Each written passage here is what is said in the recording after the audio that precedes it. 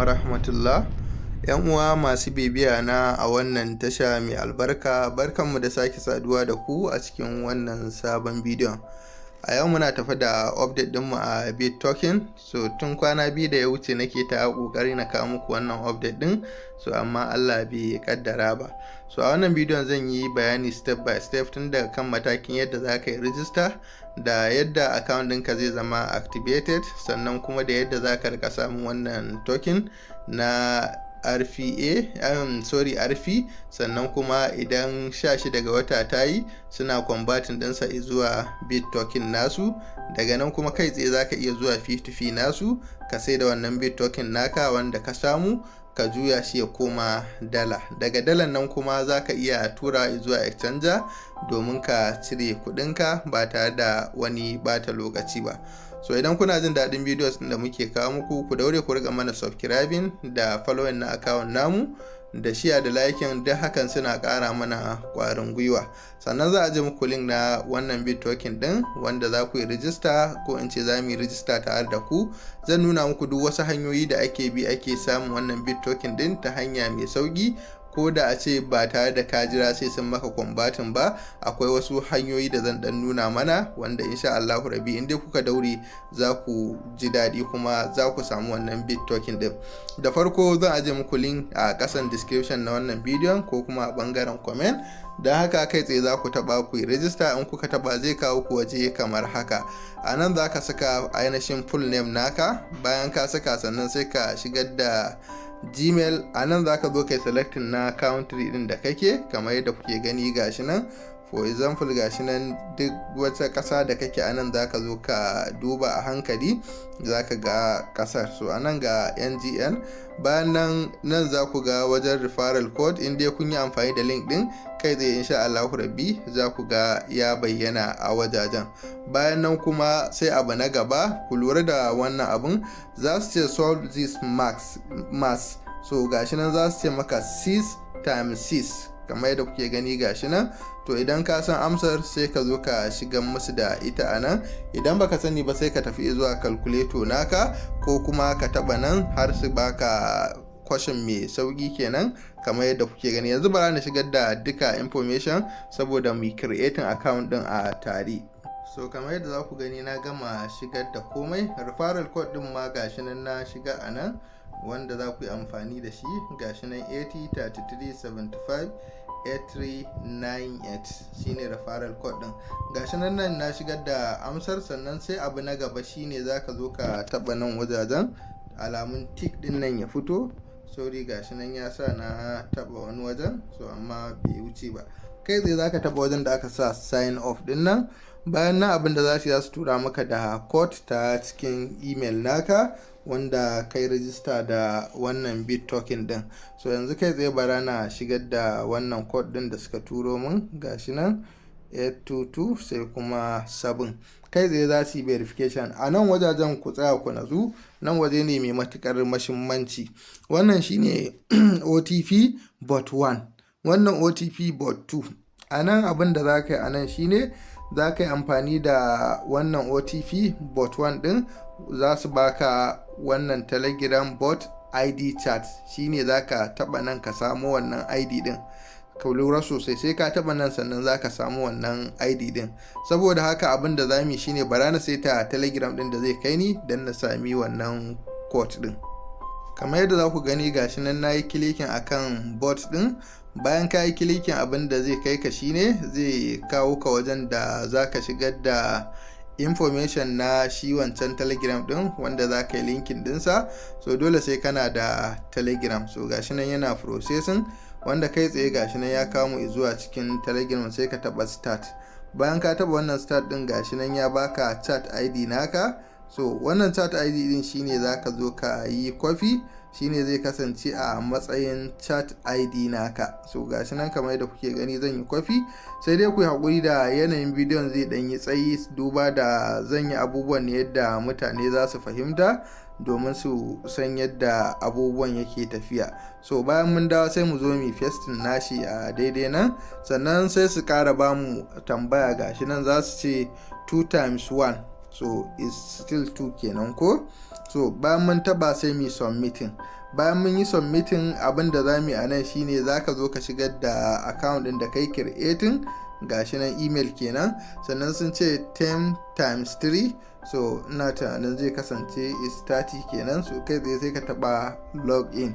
Bayan ka taba login, kai tsaye za su ce OTP send successful, check your telegram bot. Nan abin da za ka yi shine za ka zo ka yi clicking akan bot 2, gashi nan daga ƙasa za ku gan shi. So sai ka zo ka taba BitToken OTP bot 2, kai tsaye zai kai ka zuwa cikin telegram naka, wanda zai zama zai baka kuma telegram bot 2, wanda a nan ne duk lokacin da za ka yi login na account naka za su turo maka da wannan OTP din. So gashi nan kamar yadda kuke gani yanzu, wannan gashi nan mun taba start. So kana taba start, shikenan kai tsaye za mu je mu sake request na wannan OTP din kamar yadda za ku gani. So gashi nan zai ba mu dama za mu sake resending OTP, gashi nan kamar yadda kuke gani mun yi resending.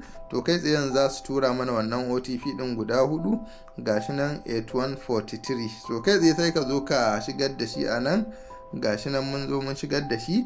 Kana yin haka shikenan ka yi register da BitToken kuma ka yi creating.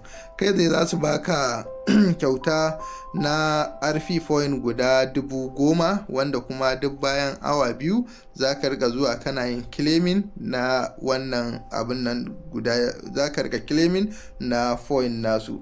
So bayan ka gama da nan, akwai bangaren abin da ya shafi tax. Saboda yanayin tsayin bidiyon a yi haƙuri, ba zan yi komai a ce sai na bi shi dalla-dalla ba. Akwai bangaren da aka sa earning din nan za ka zo ka shiga. Bayan ka shiga, akwai tax din da idan ka zo ka ci su za ka sami ƙarin wannan RP din, wanda zai sa ya ƙara yaso. Ga sunan duka a nan za ka zo ka yi wa'annan tax din, ga sunan akwai su, sorry, ga sunan daga sama akwai special, akwai like da comment da view yard da following, subscribe, joining. So duka in kai zaka sami wannan adadin RP point da zai karu. Sannan abin da za mu fi, wanda na ce muku zan yi magana akan yadda zaka sami shi BitToken din.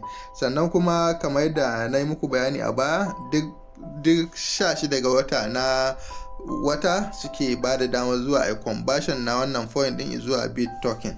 So hanyar da za ku bi ta samun BitToken kai tsaye ba tare da sai an kai wannan lokacin ba, kamar yadda za ku gani a nan shine wajen BitToken kenan. Wannan shi kuma RP balance, nan kuma idan ka sai da BitToken naka zai dawo USDT, sannan za ka iya withdraw. So abinda za mu ba da muhimmanci a nan shine za mu taho wajen da aka sa team kenan. Nan wajen team din nan yana da matukar muhimmanci kwarai da gaske.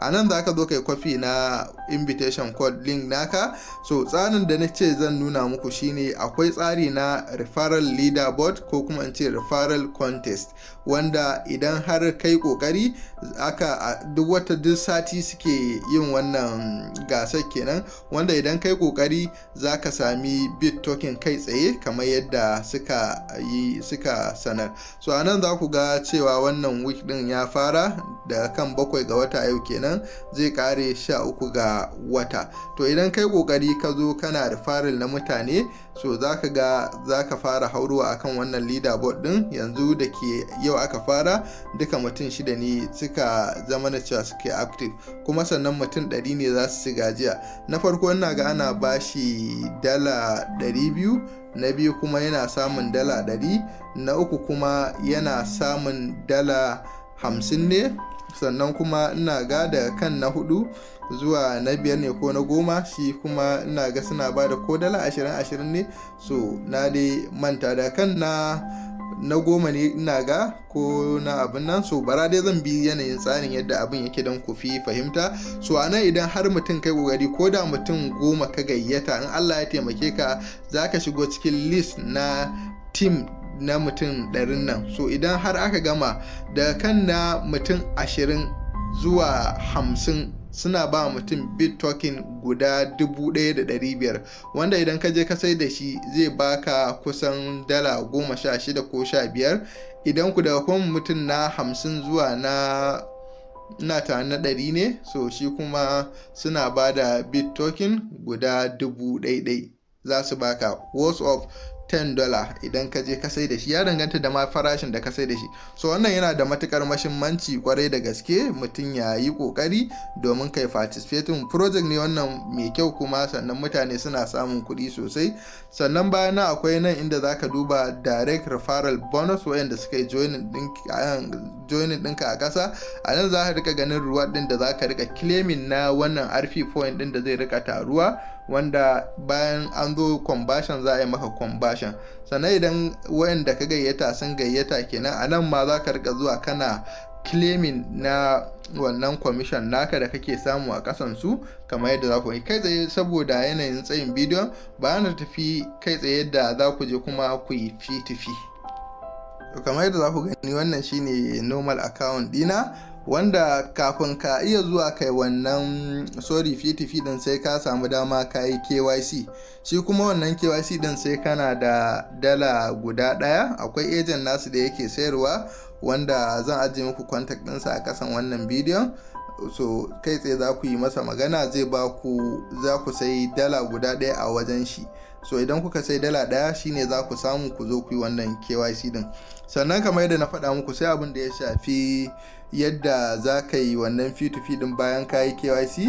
So a nan gashi na, idan kuka duba ina da bit token wanda suka bani guda 1000. Sannan a nan ina da balance na USDT 27 USDT, wanda in Allah ya kai mu zuwa 16 ga wata duka zan cire su zuwa account dina, exchanger. So abin da za mu yi a nan shine za mu zo, tunda ina da bit token, za mu zo mu fee-to-fee tare. Za ka zo ka shiga wajen fee-to-fee din nan. Akwai hanya biyu da ake yi na shi wannan fee-to-fee din. Akwai yadda za ka je ka saka farashin da kake bukata, akwai kuma inda za ka je kai tsaye wajen wanda yake so ya saya ka sayar masa. Nan idan kuka duba KYC dina approve, idan kuka zo ina ga yanzu suna dan under maintenance, amma insha Allah za su dawo nan ba da jimawa ba. Kai zai za mu taba start fee-to-fee trading. So bayan mun shigo, kamar yadda za ku gani, zai bude mana. Akwai wajen da aka sa place buyer order, gashi nan place seller order, my buyer orders da kuma my seller orders. So a nan tunda idan har sayarwa za ka yi kai tsaye, sai ka tafi my seller orders. So anan za ka ga orders na wanda za su sayar kenan, kamar yadda za ku gani, wanda za su sayar kenan. So yanzu kamar yadda za ku gani, za ka kara taba wajajen, za ka kara clicking akai. Bayan ka sake yin clicking akai, zai fito maka nan. Kusan ina tunanin BTT din da na sayar ne a kwanaki. So anan sai ka shiga wajen da aka sa buyers orders, kamar yadda za ka gani wayanda za su saya kenan. So idan muka kara tabawa, so zai kawo mana. So ashe bai bamu ba. A nan za mu shiga wajen da aka sa place buyers orders ko wance sellers orders. So za mu zo mu shiga wajajen. A nan shine za ka zo ka shigar da quantity na BTT din da za ka sayar. Misali a ce zan sai da shi guda 1000, gashi nan nasa. Sannan a ƙasa za ka zo ka shigar da rate ɗin da kake bukata. Mafi yawanci rate ɗin da suke sa 0.01 ne. So kun ga idan har na sai a wannan farashin zan sami $10 kenan. So in ka ga dama za ka sa misali a 0.2 ko kuma 1.1. So ya dai danganta. Idan ka sa da yawa ba za ka samu sellers din buyers da yawa wanda za su saya ba. Idan kuma kai tsaye kake so ka je ka sayar, to za ka zo ka tafi wajen buyers orders, sellers orders a nan ƙasa kenan. So nan ma dai ya ƙara ba mu nan, yana nema ya dan sa na yi confusion. So bara mu ga market, bara mu shiga buyers nan. So bara mu dan jira. So kamar yadda kuke gani nan bangaren idan za ka saya ne, so bara na taba sell.